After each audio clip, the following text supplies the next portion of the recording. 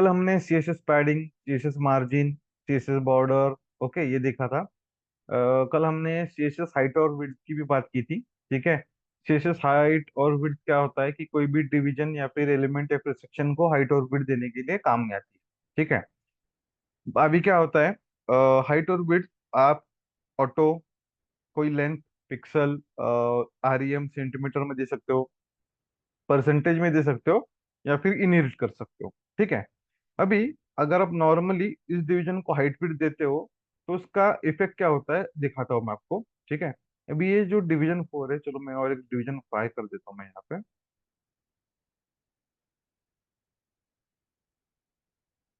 ठीक है, ये डिवीजन 5 है, ये डिवीजन 4, और ये मैं कमेंट कर देता हूँ मैं। ठीक है। डिवीजन 5 टमाटर। ठीक है। अभी मैं इसकी हाइट फिट सेट कर देता हूँ थोड़ी। ठीक है।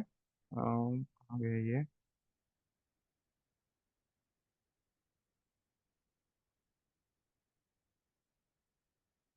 ठीक है। अभी मैंने क्या किया देखो, इस डिवीजन 5 की हाइट सेट कर दी 100 पिक्सल, और विड्थ सेट कर दी मैंने 500 पिक्सल, और उसका बैकग्राउंड कलर पाउडर ब्लू दे दिया। ठीक है। मैं अगर पेज को रिलोड करूंगा, दिख रहा है आपको? This is the page. अभी इसकी विड्थ जो है वो ऑटोमेटिकली 500 पिक्सल आ रही है, और हाइट 100 पिक्सल है। अगर मैं इसको इंस्पेक्ट करूं, ठीक है, और इसको रिसाइज करूं मैं, ठीक है, देखो, रिसाइज करूंगा तो क्या हो रहा है?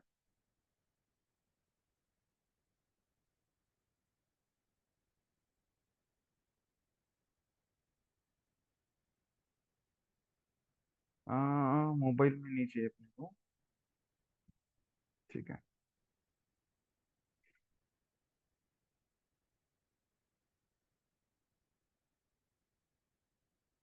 ओके।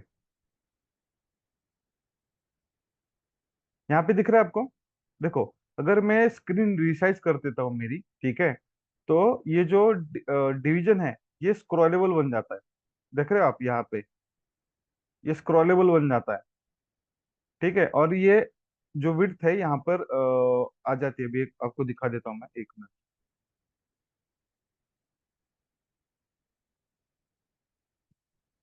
ठीक है। अभी देखो, यहाँ पे मैंने कोड लिखा हुआ है। ठीक है। और ये एलिमेंट है। अभी मैं इसको अगर रिसाइज करता हूँ, ठीक है, रिसाइज मतलब विंडो को रिसाइज कर रहा हूँ मैं यहाँ पे।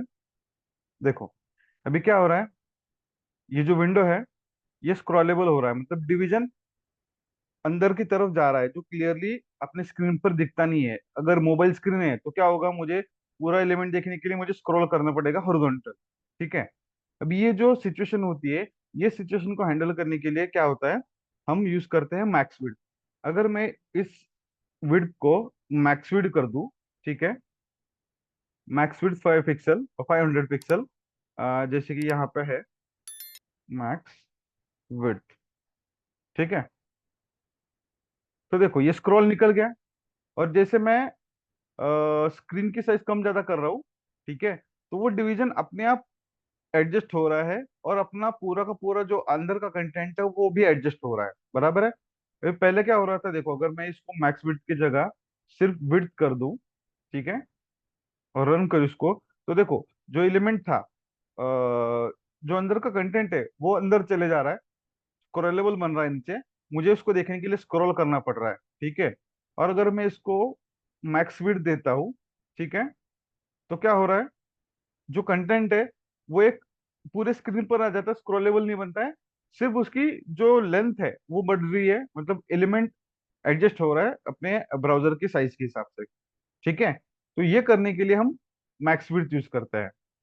तो मैक्स विड्थ की तरह मैक्स हाइट भी होती है। ठीक है। मैक्स हाइट, इसको रिसाइज करने के लिए है क्या कुछ हाइट का इसका? हाइट, हाइट का नहीं, चलो ठीक है, हाँ हाइट का है। ठीक है। अगर ये हाइट को, हाइट,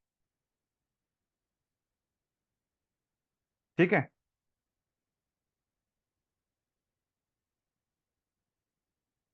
देखो ये स्क्रॉलेबल हो रहा है। बराबर है। वैसे मैक्स विड्थ और मैक्स हाइट आप यूज कर सकते हो, मतलब जो डिवीजन है, ठीक है, आपके डिवीजन को प्रॉपरली मोबाइल स्क्रीन पर दिखाने के लिए हम मैक्स विड्थ का यूज करते हैं, ताकि इमेज जो भी कंटेंट है पूरे डिवीजन का वो स्क्रॉलेबल ना हो और एक ही व्यू में मुझे वो सारा का सारा कंटेंट दिख जाए, ठीक है। उसके लिए मैक्स विड्थ यूज हो करती है, करते हैं। ठीक है, अभी मैक्स विड्थ के देखो, height, height of element set करता है। मैक्स हाइट क्या करता है कि अगर मोबाइल या फिर आप किसी अदर डिवाइसेस में जो ब्राउजर है वो रिसाइज हो रहा है, ठीक है, तो उसकी मैक्सिमम हाइट कितनी होनी चाहिए वो डिसाइड करता है। सेम मैक्स विड्थ भी होता है कि अगर वो जो डिवाइस है वो एक्सटेंड हो रहा है तो उसकी मैक्सिमम विड्थ कितनी होनी चाहिए। सेम फॉर हाइट मिनिमम और मिनिमम विड्थ। मिनिमम विड्थ इतनी होनी ही चाहिए, चाहे कोई भी ब्राउजर पर हो, चाहे कोई भी डिवाइसेस पर हो, ठीक है। और नॉर्मल विड्थ उस एलिमेंट का विड्थ डिफाइन करता है। तो अभी हम देखेंगे सीएसएस बॉक्स मॉडल। अभी बॉक्स मॉडल क्या होता है, देखो, जो कोई भी एलिमेंट है सीएसएस का, ठीक है, या फिर एचटीएमएल का, उसको चार चीजें होती है। पहले होता है मार्जिन, जैसे हमने कल बात की थी। वो जो एलिमेंट है जहां पर प्लेस होगा उसके अराउंड एक मार्जिन होती है। देन उसके बाद में उसकी बॉर्डर आती है। देन उसके अंदर, उसके बाद में बॉर्डर के बाद पैडिंग आती है। और उसके बाद उसका कंटेंट जो भी लिखा है हमने वो आता है। तो इसको बॉक्स मॉडल बोलते हैं, ठीक है। ये बॉक्स मॉडल की यूज होता है एलिमेंट को स्टाइल करने के लिए, ठीक है, मार्जिन देने के लिए, पैडिंग और बॉर्डर देने के लिए। ये जो बॉक्स मॉडल है, चार चीजें होती है उसमें बॉक्स मॉडल में: कंटेंट, पैडिंग, बॉर्डर और मार्जिन, ठीक है। ये हमने ऑलरेडी देख चुके हैं, हम मार्जिन, बॉर्डर और पैडिंग क्या क्या होती है, ठीक है। अभी ये सिर्फ मतलब जो भी एलिमेंट है उसको स्टाइल करने के लिए ये चार चीजें जरूरी है। ये चार चीजें आप डाल दो तो ये बॉक्स मॉडल कंसिडर किया जाता है सीएसएस में, ठीक है। और हर एक एलिमेंट एचटीएमएल सीएसएस में, नॉर्मल अगर आप कस्टम सीएसएस लिख रहे हो तो ये बॉक्स मॉडल के हिसाब से आप लिख सकते हो। स्टैंडर्ड लाइब्रेरीज होती है वो भी बॉक्स मॉडल पर डिफाइन की हुई होती है। हर एक चीज, हर एक एलिमेंट का, हर एक जो भी एचटीएमएल एलिमेंट है उसका पैडिंग, मार्जिन और बॉर्डर दिया होता है, ठीक है। तो ये जो भी बूटस्ट्रैप लाइब्रेरी होगी, हम फ्यूचर में पढ़ेंगे, वो सारी बॉक्स मॉडल पे बेस्ड होती है, ठीक है। अभी इसके बाद आता है सीएसएस आउटलाइन। सीएसएस आउटलाइन क्या होता है कि कोई भी डिवीजन है उसका जो बॉर्डर है उसको एक आउटलाइन आ जाती है। यहाँ पे अगर हम देखेंगे, देखो आउटलाइन स्टाइल, अभी मैंने जो लिखा हुआ है ये डिवीजन 5, ठीक है, इसको हम आउटलाइन देते हैं। आउटलाइन, आउटलाइन स्टाइल डॉटेड, ठीक है, आउटलाइन स्टाइल डॉटेड। अभी अगर मैं इसको रिफ्रेश करूंगा तो, सॉरी, ये निकालना पड़ेगा मुझे। हम्म, देख रहे हो आप, ये जो डिवीजन है ये पूरा, पूरे के पूरे डिवीजन को एक आउटलाइन आ गई, मार्जिन टाइप आ गया, ठीक है, ये डिवीजन 5 को। और ये डॉटेड आ गई, ठीक है। अभी सेम इस आउटलाइन स्टाइल का, आउटलाइन का मैं कलर चेंज कर सकता हूँ। आउटलाइन कलर, कलर समझो मैं रेड कर देता हूँ, ठीक है। तो ये कलर रेड हो गया आउटलाइन का, दिख रहा है आपको। जो एलिमेंट है उसकी जो एक्चुअल विड्थ और हाइट है उसको एक बॉर्डर आ जाती है, बॉर्डर नहीं, आउटलाइन आ जाती है, ठीक है, जहां से कंटेंट एग्जैक्टली स्टार्ट होगा, ठीक है। अगर आप देखोगे यहाँ पे, मैं इंस्पेक्ट करता हूँ, तो मार्जिन अलग है, बॉर्डर जो है उस पर आपकी आउटलाइन आ रही है, पैडिंग अलग है, ठीक है। अब यहाँ पर मैं अगर पैडिंग देता हूँ, ठीक है, या पैडिंग देता हूँ मैं पैडिंग 20 पिक्सल, ठीक है। देखो, मैंने पैडिंग दे दी है 20 पिक्सल की। पैडिंग टॉप आ गई क्या? पैडिंग आ गई, ठीक है। पैडिंग आ गई 20 पिक्सल की, ठीक है। लेकिन हाइट क्या है, एलिमेंट की अपनी हाइट 100 पिक्सल, इसलिए वो पैडिंग पूरी नहीं ले रहा है। यहाँ पर मैं 150 कर देता हूँ इसको मैं, ठीक है। अभी आ रही है, अभी ये देखो पैडिंग 20 पिक्सल है। यहाँ पर अगर देखोगे आप, पैडिंग अगर चेक करेंगे, ठीक है, मार्जिन, बॉर्डर, पैडिंग, ठीक है। डिवीजन 5 है ना ये, हाँ, डिवीजन 5। ओके। और आउटलाइन में विड्थ होती है, ठीक है, आउटलाइन की विड्थ, आउटलाइन विड्थ, विड्थ समझो मैं 3 पिक्सल दे रहा हूँ, ठीक है। ये सिर्फ बॉर्डर जैसे ही होता है, सेम आउटलाइन, ठीक है। लेकिन ये एलिमेंट के बाहर की बॉर्डर होती है, बॉर्डर मतलब बॉर्डर आउटलाइन ऑलमोस्ट सिमिलर है, लेकिन ये एलिमेंट के बाहर है और ये बॉर्डर थोड़ी अलग है, ठीक है। अगर मैं देखो बॉर्डर 1 पिक्सल सॉलिड ब्लैक, देखो दिख रहा है आपको, बॉर्डर और आउटलाइन डिफरेंस है। बॉर्डर एलिमेंट के अंदर है और आउटलाइन बॉर्डर के बाहर है, ठीक है।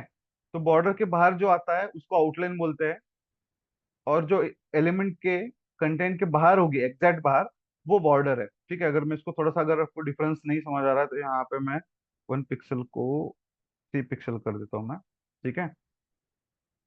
देख रहे हैं अभी, ये जो ब्लैक कलर का है ये बॉर्डर है, और जो रेड कलर का है वो आउटलाइन है, ठीक है। तो आउटलाइन और बॉर्डर डिफरेंट है, बॉर्डर के जो बाहर आती है उसको आउटलाइन कहते हैं, ठीक है। अभी आउटलाइन स्टाइल में बहुत सारी है, जैसे कि बॉर्डर की स्टाइल्स होती है, सेम आउटलाइन की अलग अलग स्टाइल है, सॉलिड है, डबल है, ग्रूव है, रीच, डॉटेड, डैश, ये सारी है, ठीक है। अभी आउटलाइन की ऑफसेट भी एक चीज होती है, ठीक है। अभी आउटलाइन ऑफसेट, ठीक है, सेट समझो मैं दे रहा हूँ 5 पिक्सल। ओके। ओके। अभी देखो, ऑफसेट का मतलब क्या कि बॉर्डर है, बॉर्डर से कितनी दूर पर ये आउटलाइन चाहिए आपको, तो उसको आउटलाइन ऑफसेट बोलते हैं, ठीक है। मतलब यहाँ पर देखो, अगर मैं ये आउटलाइन ऑफसेट निकाल दूं, ठीक है, तो क्या हो रहा है, बॉर्डर और आउटलाइन एकदम चिपक के, एकदम साथ साथ में है, ठीक है। लेकिन मुझे थोड़ा सा उन दोनों दोनों में गैप चाहिए, तो मैं क्या करूंगा, आउटलाइन ऑफसेट सेट करूंगा। आउटलाइन ऑफसेट सेट की मैंने समझो 10 पिक्सल की, तो अभी एक देखोगे यहाँ पे अभी दोनों के दोनों एकदम पास पास में है।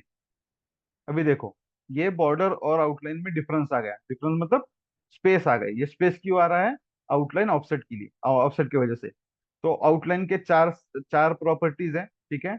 Outline style, outline colour, outline offset, outline width, ये चारों के चारों बॉर्डर जैसी है।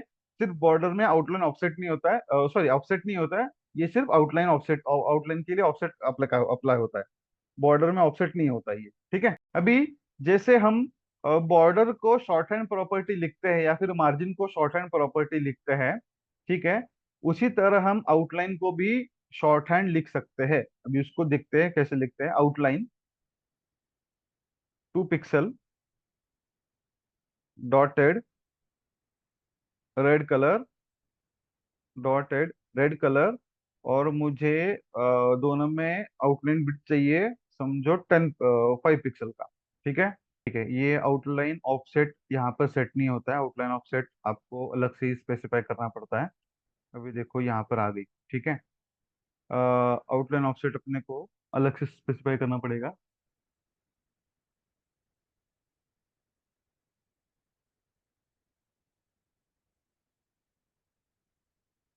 अभी यहाँ पर मैं अगर आउटलाइन ऑफसेट लेता हूँ तो ये दोनों अभी रेड और ब्लैक कलर, बॉर्डर और आउटलाइन स्पेसिफाई एकदम साथ में है, ठीक है। अगर मैं इसको रिफ्रेश कर दूंगा तो दोनों में गैप आ जाएगा। तो शॉर्ट हैंड प्रॉपर्टी में आउटलाइन की विड्थ, आउटलाइन का स्टाइल और आउटलाइन का कलर, ये तीनों चीजें आती है, और आउटलाइन ऑफसेट अलग से स्पेसिफाई करना पड़ता है स्पेसिफिक, ठीक है। ठीक है, फिर कल करते हैं हम। Okay, continue. दोस्तों, आज के वीडियो के लिए इतना ही। इसके आगे आने वाली वीडियोस की नोटिफिकेशंस के लिए इस चैनल को ज़रूर सब्सक्राइब करें और बेल आइकॉन प्रेस करके ऑल पर क्लिक कीजिए। मिलते हैं आपसे आने वाले वीडियो